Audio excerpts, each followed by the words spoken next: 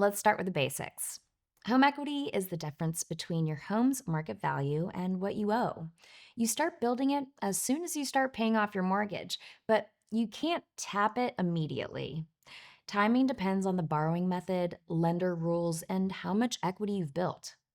You might need to wait from 30 days to 2 years to refinance, depending on the type of mortgage you have, and you may need 20% or more equity, which can be hard for new homeowners. Homeowners typically tap into equity when interest rates are low, making borrowing more affordable, funding major renovations, consolidating high interest debt, or covering large or unexpected expenses. Home equity can be accessed in several ways, with different timelines, rates, and payment structures. Let's explore 5 common options. With a home equity agreement, you receive cash now in exchange for a share of your home's future value. There are no monthly payments, and you don't have to sell your home.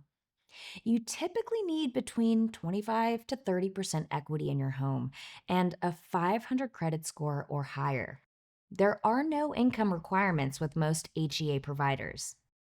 An HEA makes sense when homeowners don't want to take on additional monthly payments. A cash out refinance replaces your mortgage with a larger loan, and you receive the difference in cash. Because you're taking on a bigger mortgage, your monthly payments may be higher. You'll also need to consider closing costs and any penalties. A refi is a new loan, so you'll need to meet the lender's eligibility requirements in terms of credit score, debt to income ratio, loan to value, and other criteria. You're typically eligible for a cash out refi 6 to 12 months after buying your home. A cash out refinance makes sense when homeowners are seeking lower interest rates or a different repayment period. A home equity line of credit lets you borrow against your home's equity as needed, up to a set limit. HELOCs typically have adjustable interest rates, so the rate can change over time based on market conditions. They come with minimum draw requirements and annual fees, and often have substantial prepayment penalties. Typically, you'll need a credit score above 620, with higher scores qualifying for better rates.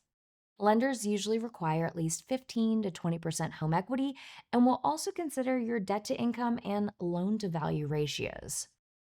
A HELOC makes sense when homeowners are looking to access their home equity but may not know how much cash they need yet.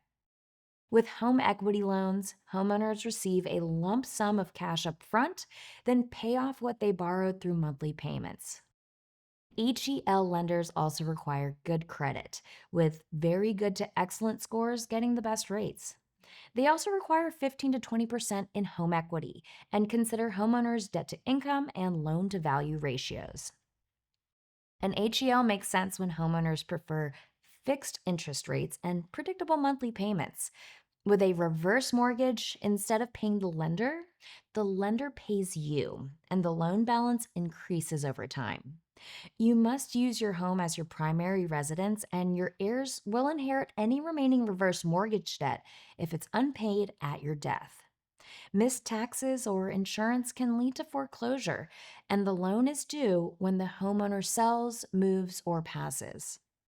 You must be 62 years or older, own your home outright, or have a single primary lien on your home, and can't exceed their maximum loan to value requirement.